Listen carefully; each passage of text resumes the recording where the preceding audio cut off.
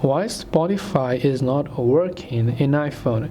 Now, if your Spotify app is not working on iPhone, there are many reasons why this could be happening. First, you could be trying to check your internet connection, so just go ahead and make sure your internet is working just fine. After you have done that, of course, you want to simply open settings, and we are going to go to general, then navigate towards iPhone storage. From here we will simply look for Spotify app. We will try to offload the app and tap on offload and tap the reinstall button to reinstall it.